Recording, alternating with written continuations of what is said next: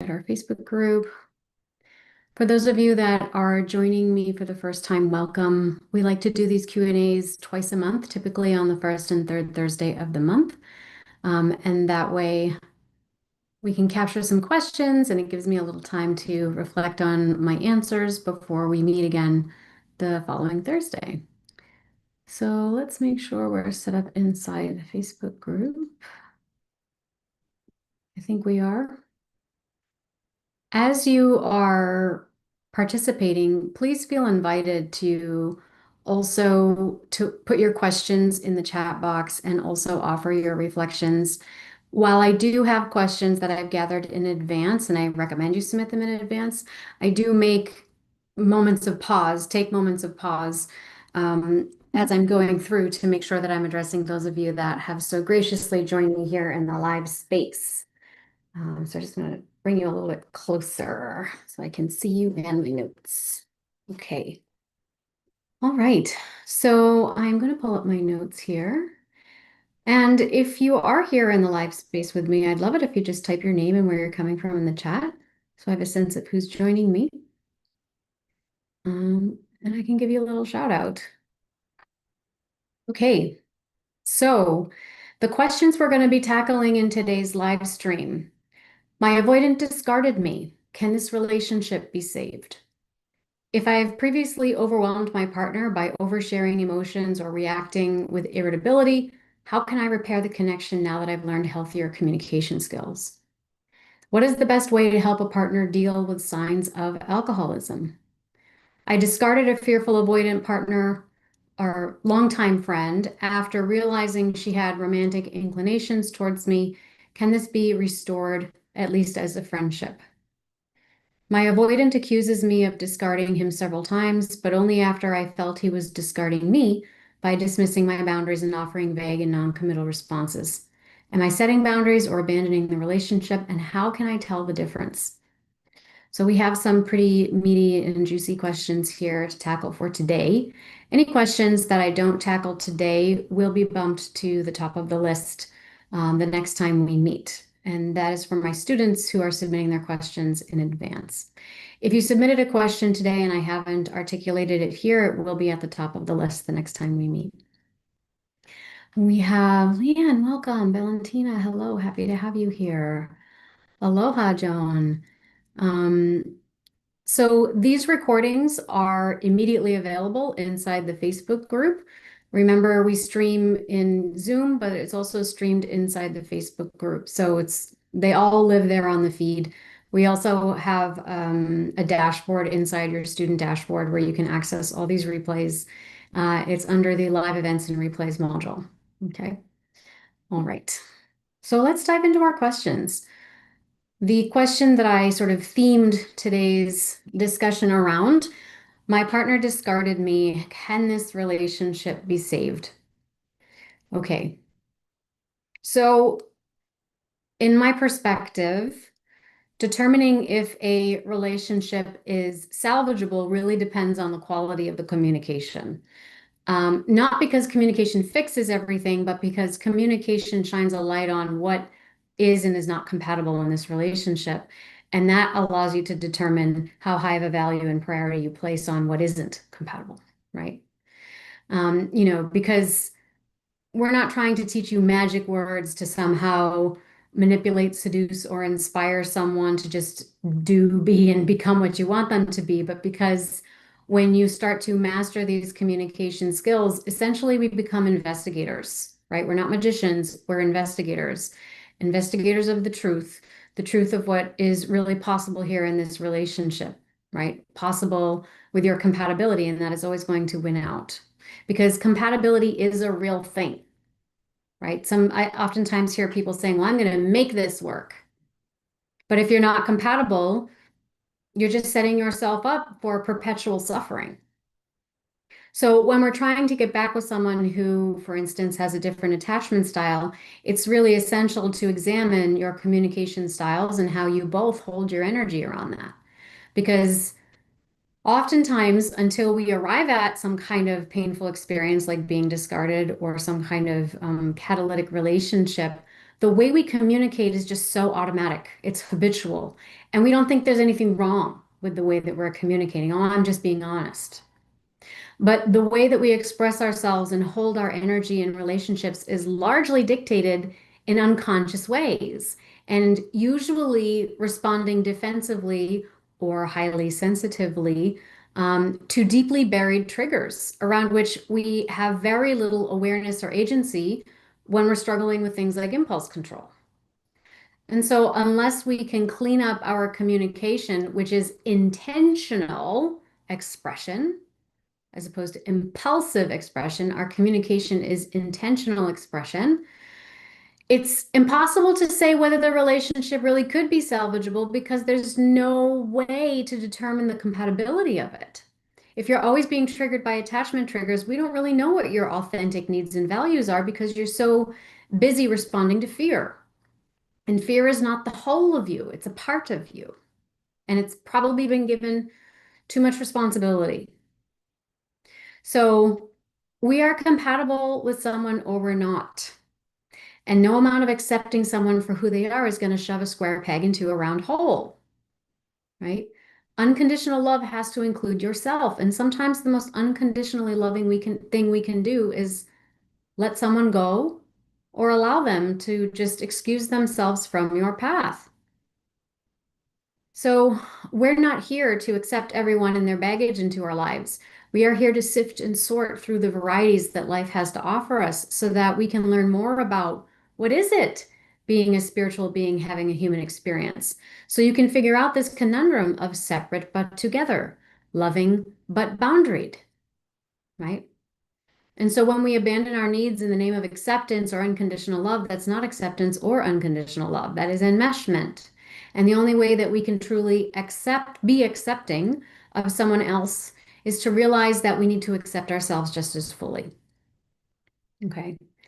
And the only way we can really know if a relationship is compatible is, bringing this back to my original point, is to clean up our communication and figure out who we really are. This is why I feel like when we start working on our communication, it's really a form of trauma recovery.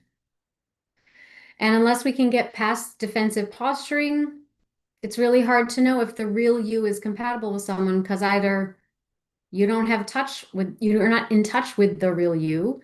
And if you're not in touch with the real you, how could somebody else be?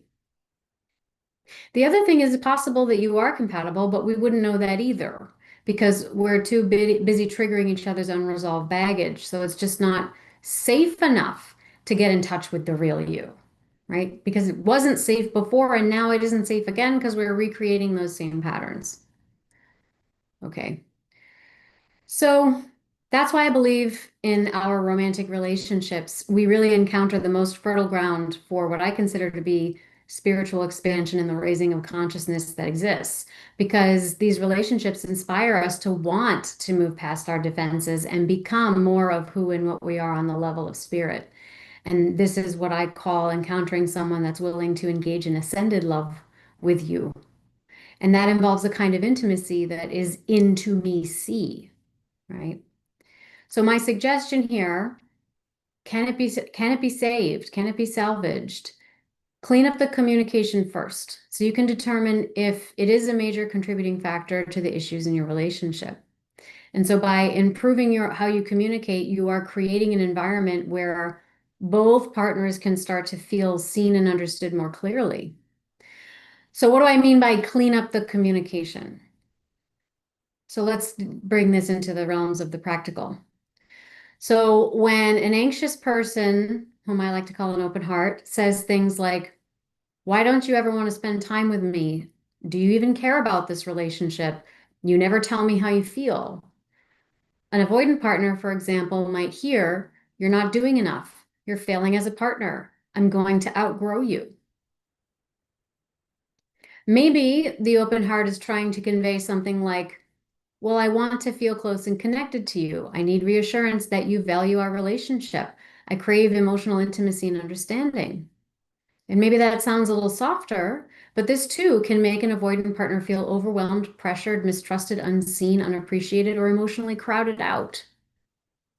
And from a certain perspective, this is the law of attraction at work because mistrusted, unseen, unappreciated is likely what the anxious partner is feeling too.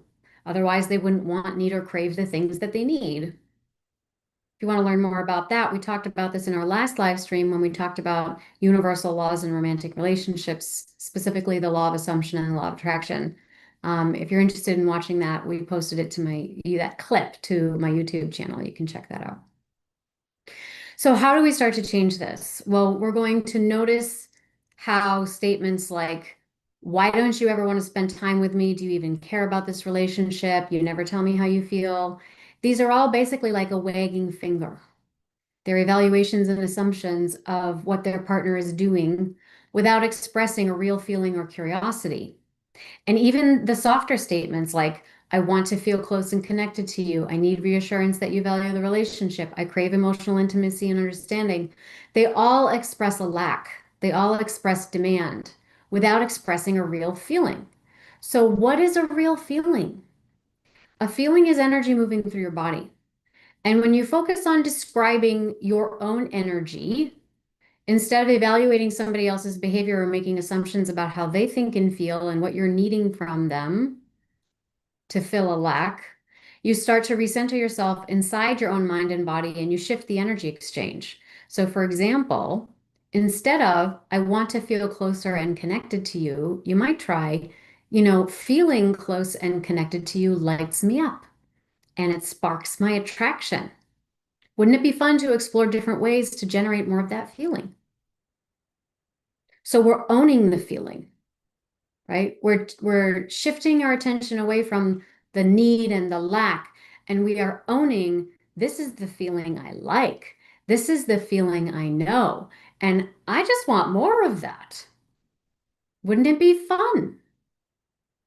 So now you're inviting someone into your world without giving them complete freedom, while giving them the complete freedom to opt into it, while expressing curiosity about their experience. Wouldn't that be fun? Would you like to explore that? And that also demonstrates respect for their autonomy. You're also expressing your own autonomy. You are expressing emotional discipline because you are accurately naming the feeling that you experience and that you enjoy without over identifying with it or making them entirely responsible for its presence or its absence. And that is going to completely shift the energy exchange between you. You go from chasing to attracting, right? So other things that we can do to inhabit this kind of energy is be consistent, of course, meaning that you know what you want and you're not changing your stance based on what you think your partner wants.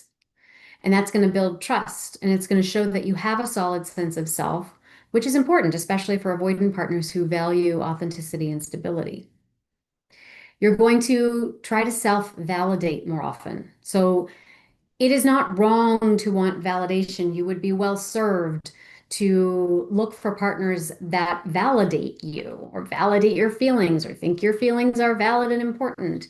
That is the type of person that you want to choose. But you just want to be careful when you start becoming subject to that validation, right? So partners that are avoidant tend to appreciate people that are self-assured. So you might use a mantra like, my needs are valid no matter what, and I honor them no matter what. Okay. Um, Something else that you might want to do, know your boundaries. I know we talked a lot about boundaries. We've been having this, our theme for this month is personal boundaries, boundaries that soften and heal and not harden. So inside our Facebook group, every Monday, or every Tuesday at 3 p.m., we've been popping in to talk about boundaries. So we want to set really clear boundaries and communicate them flexibly but firmly so that your partner knows that you have some mettle, right? By demonstrating that you've got a backbone and simultaneously sharing your emotional vulnerability, you earn their respect and that creates more balance. Maybe they don't like it right away, but you got to give them a chance to move towards you, right? Of course, you want to have your own passions in the meantime, pursue your own hobbies and interests. Not only what keeps you engaged, but brings you pleasure. When you demonstrate that you find something passionate on your own and you're in your own space, you're going to light up. you're going to light up. And that is undeniably attractive. Okay. And lastly, you want to be discerning. So while being non-judgmental, and this kind of stems back to boundary establishment in a way, discernment is really more about being able to use those boundaries to curate the people, places, and things that you will allow into your experience, right? It is being able to weigh what you're observing against your values and priorities, and then to modulate your emotional intensity and your investment accordingly. This also creates a sense of challenge and intrigue in a relationship because it indicates to a partner that you're choosing them. You're not just settling for what's available, right? Now, I just want to add a caveat to this. Maybe you decide that you're going to try to implement and do all these things because you want to give the relationship another shot, or you want to invite your partner to consider giving the relationship another shot. It's really important to recognize that while you can do as much as you can, meaning show up with 100% of your good intentions and effort, learn the communication skills that you can, and articulate your needs, wants, values, and priorities with as much tact, but firm but flexible boundaries as you can, that's still only 50% of what's required for the relationship to work. Work in the sense that you are being met in a reciprocal way. Okay. They have to want the relationship as much as you do and be willing to work on it. So it's really about both parties being willing to show up with a spirit of generosity and compassion in the relationship because you're going to make mistakes. They're going to make mistakes.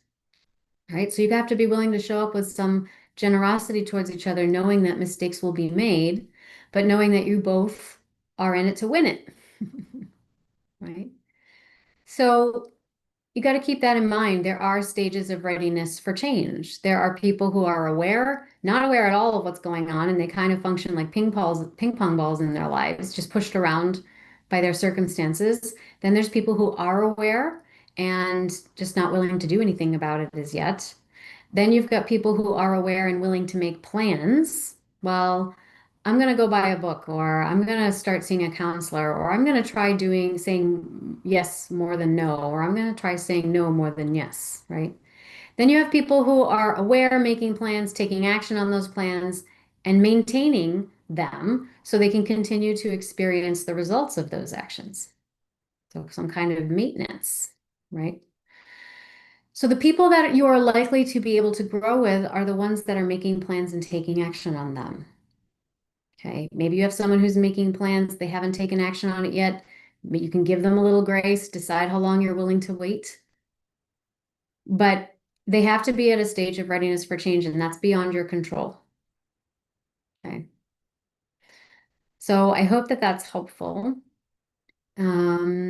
Great question. And if anyone here relates to that question, or you've wondered about these things yourself, I'd love to see that in the chat there. Okay. We had another question. I have previously overwhelmed my partner by oversharing emotions or reacting with irritability. Would a securely attached person still shut down for this long? And how can I repair the connection now that I've learned healthier communication? Okay, so there's a little more detail. I started dating someone in January who I thought was secure. Now we're facing tremendous difficulties in our relationships as he's completely shut down, and it seems to be due to my oversharing of my emotions with him or getting upset and easily irritated in the past. Though I have now learned better forms of communication through your course. My question is, would a partner who is truly securely attached shut down and become impossible to connect with for an extended period of time? And what can I do in the situation to make it easier for him to open up to me again? Okay. So first, I just want to acknowledge the self-awareness going on here. Bravo. Recognizing that you've learned healthier communication and want to repair, that's a big deal, right? So bravo for being at that point, right? So let's talk about the core of the question. Would a securely attached person shut down for this long after I overshared or reacted with irritability? So here's the thing. Secure people get overwhelmed too, right? It is a secure thing to have anxious or avoidant tendencies because they are expressions of the sympathetic nervous system in fight or flight mode, moving towards, reaching for in the way that an anxious person might to reestablish safety and connection, or pulling away or flying away until it is safe to come back, right? So this is our sympathetic nervous system at work. Secure people have this system too. They have a sympathetic nervous system that compels them to reach for or pull back, depending on what appears to be the most appropriate response to reestablish connection and safety, whatever that looks like in that circumstance, right? But what sets a securely attached person apart is they don't usually stay stuck in either response. They don't usually stay stuck in that emotional shutdown. So they might say something like, hey, I need space. That was a lot for me. But then they may also say something like, I'll circle back in X amount of time to check in with you, like to close that loop or to repair or what have you. But they're not going to vanish without an explanation. They're not going to leave you entirely in the dark. And they're not going to use the emotional distance as some kind of punishment. Now, if your partner is completely shut down and emotionally unavailable for an extended time, it is possible that there was a deeper dissociative response that occurred. And this is when we have the dorsal part of the nervous system suddenly flip on, and there can be an experience of dissociation. And it's almost like some trigger was flipped and a deeper part decided the relationship is just no longer safe at all. And so the deepest shutdown means that an early, very early and powerful wound has been stimulated. Okay. Now, I don't know your partner, but it is possible that in the beginning, what looked like security was actually a kind of emotional neutrality, right? Or it could have been masked avoidance. I mean, avoidant partners want love and connection just like everybody else, and they tend to be really good at the honeymoon phase of relationships, but they can be, right? But when the relationship starts to mature or we start encountering hiccups like conflicts in communication, their triggers can turn on. And that doesn't mean that they're bad or they're broken. It just means that there may be more here under the surface with someone who struggles to stay present when conflicts or intimacy gets a little messy. Okay. So, what can we do to repair? Well, we want to establish a boundaried repair bid. It might sound something like this. I've done a lot of reflection on how I used to communicate when I was upset, and I can see how my reactions or my emotional intensity may have overwhelmed you or been unfair to you. Since then, I've been learning healthier tools to show up differently. And I still care about you, and I'd like an opportunity to reconnect and show up differently for you. But I also want to respect if you are ready or not for that. So, would you be comfortable reconnecting in some way? Right? And you might even ask, what would be the safest way for you to reconnect if you're willing? So, and of course, I'm articulating this with a little more wordiness because I want to convey an underlying concept, but you can reshape this in your own words, right? And I would recommend this way of approaching it because you are taking accountability without shame or self-sacrifice, right? You are demonstrating that you've made some changes, that you are experiencing an emotional evolution, that you have gained some awareness and insight into the way that you behaved before, but you're not stuck in those patterns and you're willing to be in process. And then you invite them to participate in that process, not in a way that you are desperately needing it or demanding it, right? And that's really the best and the most that you can do. The rest is going to be on him. Because again, you can repair, but only if that person is willing to meet you in that intention, right? To allow you in. You can bang on the door all you want. They still have to open the door and let you in. Okay. So, a secure connection isn't built on never making mistakes. It's built on being able to bounce back after there's been a rupture. And maybe even to be able to perceive these conflicts or ruptures as opportunities for deeper intimacy, because now you get to see each other's form a little bit more clearly. Ooh, oh, that's a sore spot. Now I know. And I'm glad I know because I want to know all that I can about you. So if someone stays gone or shuts down indefinitely, that may tell you that they don't have the tools yet to do the work of repair or maybe even closure. Maybe they decided they don't really want to open up and move forward in the same way, but they don't really have the tools to say that either, right? All of that's important information. So you don't want to ignore it, right? In the meantime, I would say continue on that growth path that you're on and continue practicing the skills that you've learned. And being processed doesn't mean that you're perfect. It's just about showing up with a spirit of generosity, humility, and working on your boundaries and just allowing the universe to sort the rest of it out for you. Okay. I hope that helps. All right. Let's see. We had another question here. I'm glad that was helpful, Carol. Okay, we had another question here. What is the best way to help a partner deal with signs of alcoholism? Okay, there's a little more detail. Alcoholism is a major red flag for me due to my family history, divorce, and even deaths have resulted from it. From our very first dates, he mentioned that he enjoys drinking beer because it's in his German DNA. I'm okay with social drinking, but I think we have very different definitions of what that means. He often drinks at home, and I recently found several cases of empty beer bottles in a shed at his place, which he moved into just not 3 months ago, or just 3 months ago. I believe his regular alcohol use is starting to affect his body, and he may be developing a dependency without realizing it. He often says things like, I can stop whenever I want, I'm not addicted, or I only had a couple, and those statements make me cringe. I've explained how it impacts me, and while he responded that he'll always drink, he also said he will try to be more mindful of it for my sake. I have no doubt that he loves me. Meeting each other in our late 30s and early 40s was like a miracle. We get along so well and genuinely want to build a future in the same direction. But this has become a serious red flag in our 5-month relationship.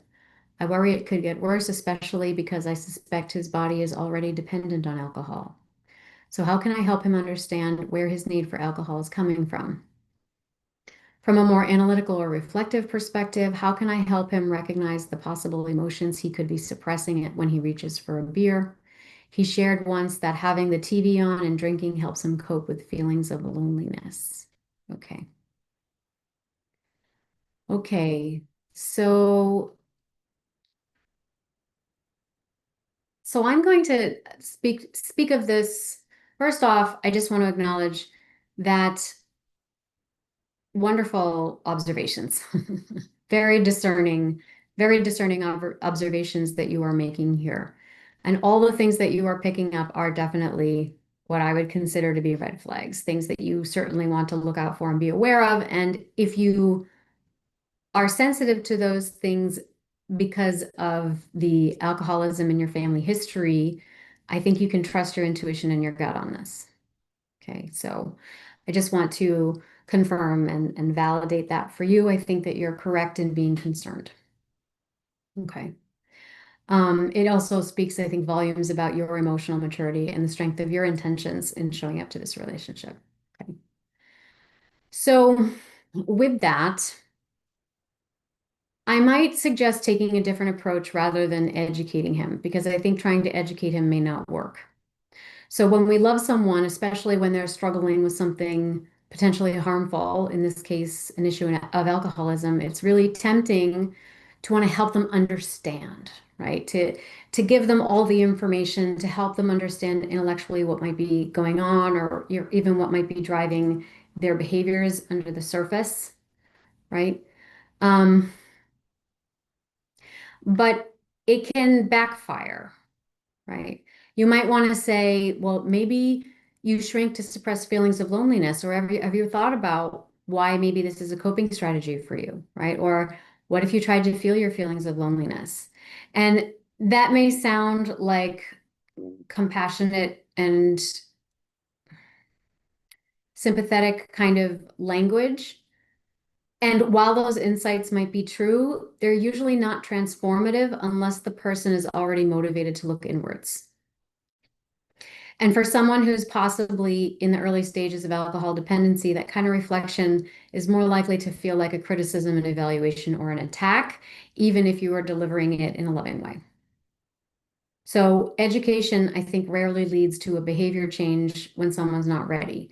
What does lead to a behavior change or is more likely to move the needle is your emotional connection and offering an honest reflection about the impact of their behavior and how it's impacting you, right? The impact of their behavior on you.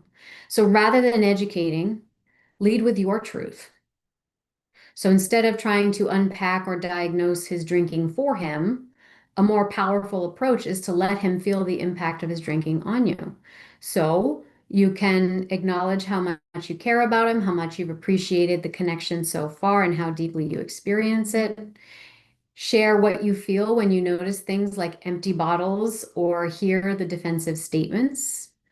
Be honest about what is going on inside your body, fear, anxiety, grief, or even the dread of old patterns repeating. And then express your vision for what a healthy and connected future would look like for the two of you, and why alcohol use that feels excessive or is minimized stands in the way of that vision. You might also ask yourself if he's someone who's going to drink, what for you, what feels like too much and what feels like it's okay. So social drinking is fine as long as he doesn't have more than 3 drinks, right? A glass of wine at night before bed is fine as long as it's no more than that, right? So you also want to ask yourself, if this is someone who knows he doesn't want to eliminate alcohol from his life entirely and he doesn't really think it's a problem, you want to decide for yourself, what do I think is okay right up to the edge of where I think there is a problem? And then be very clear and specific about that as opposed to vague. Okay. So you might say something like, when I see the bottles or I hear you saying I'm not addicted, there's a tightness in my chest and there's a deep worry that I can't shake. And it's not just about the alcohol, it's about what it represents to me. I've lost people I've loved to this, and I don't want to go through that again. And I don't want to feel like I have to walk on eggshells or manage somebody else's self-awareness around it. I love the life that it feels like we're starting to build together, but I need to be honest with myself about what kind of partnership is going to be emotionally safe for me in the long term. And if alcohol is always going to be a central part of how you cope with feelings, that's something I can't ignore. But it is something I can help you with if you're willing to accept my help, right? So you can still hold space for curiosity, but just be careful of stepping into the therapist or the educator role, right? So I know you've mentioned drinking helps when you feel lonely, and I just wonder, what if we talked about the lonely feelings and we let them, aired them out more openly rather than needing to buffer it with TV and alcohol? Because I think that might actually allow us to get closer, and maybe this wouldn't be such an issue, right? You don't have to you don't have to deal with loneliness with a drink in your hand anymore. That's the benefit of being in a relationship like ours. So we're making emotional appeals as opposed to educated ones, intellectual ones, I should say. They're still educated, but intellectual appeals, right? So the other thing is you just want to realize that your needs and boundaries matter here. And it sounds like you know that, but just to sort of, restate that, it's not just about his relationship with alcohol. It's also about your relationship with yourself, what you're going to do to protect your safety and the inner child that is fearful of alcohol dependency, your vision of love, and also you are right to say this feels great, but it doesn't work for me, or it's not going to work for me in the long term. And you're not asking for perfection, just for a minimal level of clarity and willingness around creating some boundaries around the drinking behavior so that you can grow in the same direction. And then you might give it a little bit of time. give it a little bit of time. If he's amenable, see if he actually takes action on those plans, right? But if the pattern continues, there's minimization, defensiveness, or escalation, you have to commit that you're going to reevaluate if it's truly aligned with the kind of connection that you want. Because you do deserve to have a love where your safety, your values, and how you're feeling is seen, heard, and respected, right? So I hope that that was helpful. Is the Courageous Communicator course lifetime access? Yes, it is. So for anyone that's interested, some of these recommendations in communication and repair are pulled from my course called The Courageous Communicator. It is available right now as a self-directed course. You can purchase the materials and it is lifetime access. We'll include a link to that in the caption of this video and you can check it out. If you have any other questions, you can email them to us as well. Okay. So I just have a question here. If a fearful avoidant says that it won't work due to parents, how to consider it is their love? Well, so in this case, it's okay. There could be love there, but it's sort of beside the point because the reality is whatever the love is, it's not enough for them to go against their parents. So Um, I know that that answer doesn't feel like it assuages the desire you're probably feeling, or the desire that probably exists behind a question like this. Oftentimes we have this feeling like if there's love, then love can conquer all. But when you're loving someone who says, yeah, there's love, but we can't be together for XYZ reasons, then the truth is that they're ambivalent. There's love, but then there's also fear. And fear is outweighing their decision making. And you can't ignore that because it's an uphill battle. It's an uphill battle and it's one you're not likely to win. So I let it go and just trust that it's rejection as protection and the universe is sorting it out for you. Because you want someone who says, my parents can be cranky curmudgeons all they want. It's not going to dictate who I choose to love. That's who you want. I'm trying to deal with my grief and trying not to be depressed, and it's harder to stay positive when my partner falls into his hopelessness. Well, we definitely can be impacted by the energy of our partners, especially especially intimate partners who usually are in close quarters with us a lot of the time. So, and when someone is in a depressed state, it's because they are disconnected from themselves, which makes them feel disconnected from everyone else. And then as a result, other people start to feel disconnected from you, and then they take it in, and now they start to feel disconnected from themselves as well. So in this case, if you're noticing that, you can certainly try to assist your partner in getting the help that they need. But it sounds like you will also have to look at how can I support myself in this situation, because depression can be like a black hole, that without help, it can just suck you right down into it. And it's a very heavy kind of energy. So in this case, it sounds like, he's going to have to access the resources available to him to work with that directly. And if you are in partnership with someone that's struggling with depression, I think equally you need the support as well because it's very hard to hold your center with someone like that. Okay. Okay, I'm glad that was helpful. Okay, we had another question. I discarded a fearful, avoidant, longtime friend after realizing she had romantic inclinations towards me. She acted hot and was disappointed when I was supposed to make a move. I tried to open up after that, but she pulled back. So we both discarded ourselves together. Can this be restored at least as a friendship or at the friendship level? Okay. So this situation, can be difficult.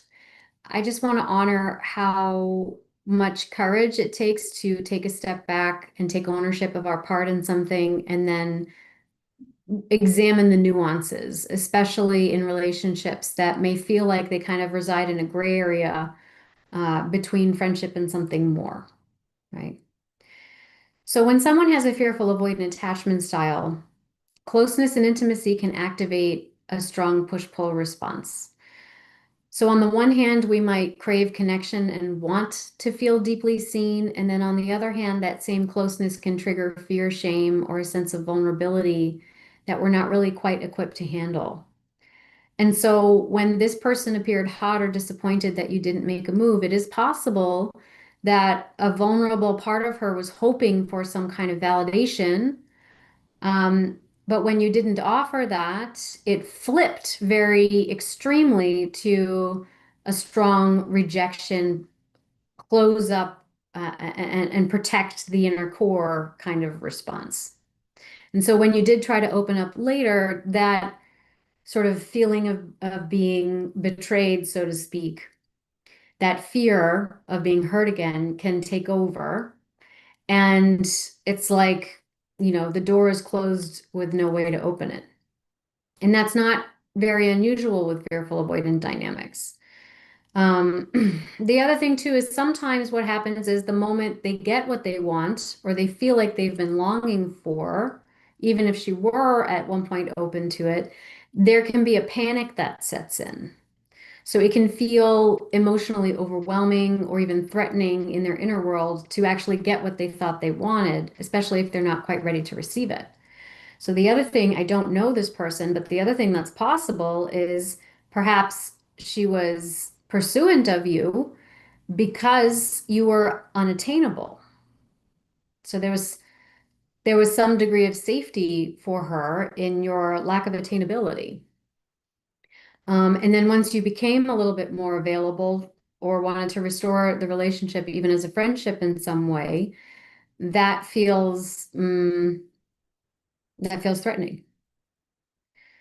In terms of if the relationship as a friendship could be restored, maybe, but I would say really only if a few key conditions are met. So first, there's a willingness on both sides or on both of your parts to talk really honestly about what happened without blame or expectation, and then for each of you to kind of take ownership of how you handled it. Secondly, she's probably going to have to be aware of her own patterns to some degree and be able to engage with you from a place of clarity rather than being emotionally reactive or defensive. And then you're going to have to be super clear about your boundaries. What is it that you really want from this connection, right? Where, if possible, if it's possible, where in the friendship might the two of you actually been overlapping in a way that was more than friends and somewhat inappropriate for the definition of a friendship, right? And how now can you put boundaries in place so that it is a true friendship and not sort of an ambivalent connection that you two are enjoying in the gray area, right? So you want to be aware of what you're not willing to entertain, such as ambiguity or emotional unavailability or resentment, right? And what you are willing to entertain, which is emotional honesty, clarity, and some measure of emotional discipline. Well, okay, I took my shot, to find out if you might be interested in a romantic way, and you're not interested. But that doesn't mean that all the things that I liked about you as a friend and all the connection that we had around all the things that we do have in common go away. So I would like to retain a friendship with you for all the benefits of that friendship. On some level, you both got to be able to do that. And if fear gets in the way, you're gonna have to process that first before a real friendship can evolve. Right? Because if either one of you is still operating from unspoken hopes, unhealed wounds, or some kind of power play, like teasing each other, testing the limits, or withholding to gain some kind of emotional upper hand, then restoring the friendship is going to feel unsafe or unstable for one or both of you, right? At least for now. So you could consider reaching out with a message that acknowledges the past while clearly stating your intentions. So, for example, I've been reflecting on our friendship and the rupture that we both felt. I realized things got complicated and I want to own my part for how I handled it, and the impact that that might have had on you. I deeply value what we shared, and I'd like to reconnect on a friendship level if that feels okay to you. Um, and I'd like to invite an honest conversation about it in whatever way is safest for you. So you're trying to demonstrate a level of emotional maturity, a little bit of detachment, but also being open. So maybe now she's in a place where she can receive that. And if so, then, you can take it from there. If not, then at least you moved on with a sense of integrity, you established some clarity, and you demonstrated respect for both of you, right? For both of your hearts. So to wrap this up, can this be restored? So it's not just about what's possible, it's really about what is healthy, mutual, and aligned with the greatest good for you both, right? And it's okay if that answer changes over time. Okay, so I hope that that was helpful. We're at 3:48, and we've got one more. I think we can get through all of them today. Yay! Okay, my avoidant accuses me of discarding him several times, but only after I felt he was discarding me by dismissing my boundaries and offering vague and non-committal responses. Am I setting boundaries or abandoning the relationship, and how can I tell the difference? So there's a little more detail here. I've ended things with my avoidant partner more than once. First during a time when I was feeling really insecure, and more recently when I tried to set healthy boundaries. But each time I do, he says things like, I don't understand how someone who says she loves me can leave me so many times. The thing is, I feel emotionally discarded by him, especially when I try to have an honest conversation about what kind of relationship we can have that feels safe and respectful for both of us. I even suggested an open relationship just so I could have the freedom to evaluate if it truly makes me happy. His response was confusing. He said, I don't doubt that want to see you, but I don't think it's realistic to downgrade you to just a casual hookup while chasing some butterflies in my stomach. You're my baby no matter what. I don't know what to make of that. He says sweet things, but I still don't feel seen or secure. I'm left wondering, am I abandoning this relationship or simply protecting myself from being emotionally overlooked? So this is a very nuanced question. Thank you for your honesty and vulnerability and sharing it. I'm going to try to break it down as well as I can. Of course, keeping in mind I've never met this person. I don't know the intonation with which these communications were offered, but I'm going to try to address it in more of a general but nuanced way. So when you are in connection with someone that has avoidant tendencies, the lines between setting a boundary or feeling like you're forced to walk away can sometimes get really blurry. And when you care deeply for someone, maybe even feel like you're in love with someone, it is especially disorienting to feel like you're being labeled the one who gave up, when in reality, you had been trying to preserve the relationship for a long time. So let's dig into this a little bit more. Sometimes an avoidant partner's behavior can feel like it is an emotional abandonment. So when your partner responds to your requests for clarity with vague, romantic sounding statements like, you're my baby no matter what, it can sound affectionate, but it doesn't quite meet your need for a grounded, mature, and mutual agreement around the relationship's real direction. So even offering something like an open relationship as a compromise still requires a degree of mutual accountability and emotional transparency. And if he can't meet you in that, if his version of connection is to stay close emotionally, but in a non-committal kind of grace-based reality, then it's not that you're discarding him by stepping away. You are responding to being left alone emotionally in a space where intimacy is supposed to be mutual. So this kind of speaks to the part about, is it boundaries or is it abandonment, and how can we tell the difference? So here's a distinction. A boundary says, I want to stay, but not under these conditions. So I'm choosing what's best for my well-being and sticking to it. You can choose to join me or not. Emotional abandonment would sound more like, I'm withdrawing to punish, control, or manipulate you into doing what I want. This is more of an ultimatum, right? So, from what you've described here, it sounds like you've been trying to evolve from using emotional abandonment or ultimatums to control the situation to establishing healthier boundaries so that you can take care of yourself. And now it sounds like you're trying to preserve your emotional integrity in the face of confusion and being accused of the one that's doing the abandoning. But you've asked for clarity, you've offered emotionally generous options. And it sounds like he didn't meet you in those spaces. And when he didn't, you removed yourself from the confusion, not because you stopped caring, but because you stopped tolerating the vagueness when your heart really needs clarity and safety. So when he says things like, I don't understand how someone who loves me can leave me so many times, on the one hand, we might perceive this as some kind of manipulation on his part. I'm not the one leaving, you are. Yet all along the way, he's been kind of denying you and in some ways pushing you out of the relationship. So that's one possible interpretation. But it could also be a reflection of genuine emotional confusion on his part. So instead of examining his own emotional distance or inconsistency, maybe he's projecting the pain of perceived rejection onto you. So without fully understanding the impact of his own behavior, right?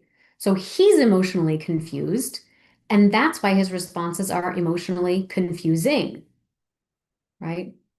And this can also inspire you to start questioning your own instincts, and maybe you start feeling pressure to prove your love by tolerating that ambiguity.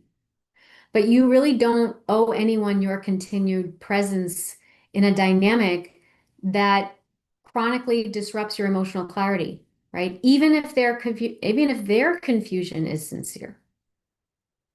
Then when he says, I don't think it's realistic to downgrade you to just a casual hookup while chasing some butterflies in my stomach. So it might seem like he's honoring your value, but it also kind of reveals a deeper ambivalence that he may not fully be aware of or understand himself.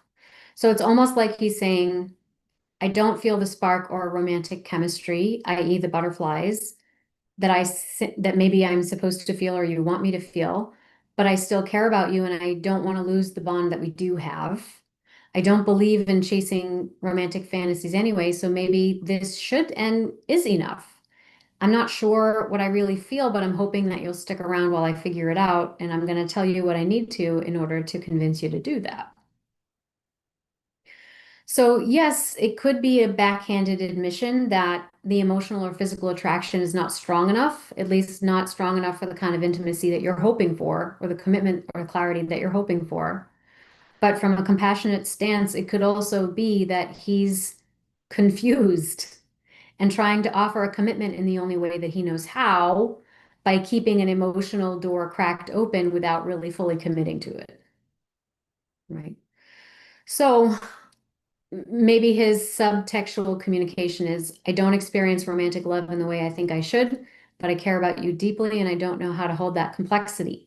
So I offer you some vague warmth and affection instead of real clarity.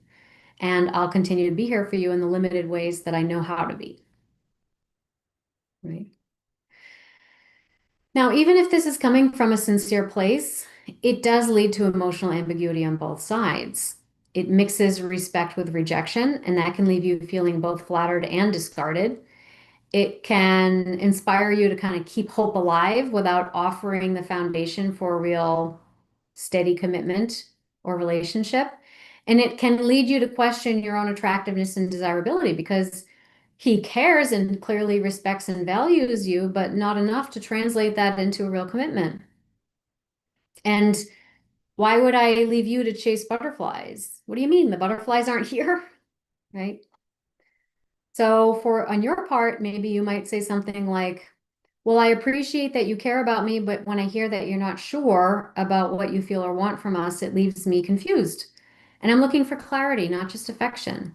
I want a relationship where we both feel excited and emotionally safe, butterflies and all, not one where I'm left trying to decode the situation from moment to moment, right? So one thing that I would leave you with is If what you truly desire is a healthy, aligned relationship, then you have to honor your boundaries as an act of self-devotion, not just as a defense. So attachment anxiety may kick up for you in the silence. You maybe miss him. Maybe you feel an aching kind of yearning and longing. But going back just to find relief from those feelings before you have received the clarity that you have asked for, that's not connection.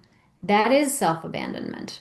So you are going to have to hold the line here, not as a punishment to him, but as a promise to yourself, a promise to the version of you that's not going to negotiate what it is that you want and that you know you deserve in a relationship where you both are passionate about each other, with someone who believes that clarity is important.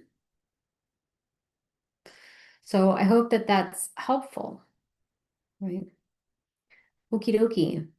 So we are at 3:58. I think that's our time here for today. I just want to ask for those of you that are here in the live space, if this is helpful for you, any other thoughts or reflections coming up? How did you enjoy today's discussion? We'd love to see that here in the feed. Thank you. Thank you so much for answering my question and for your course. I've improved so much. Oh, I'm so glad to hear that. I'm glad that that was helpful. Hi, Leanne. Thank you. I'm glad that was helpful.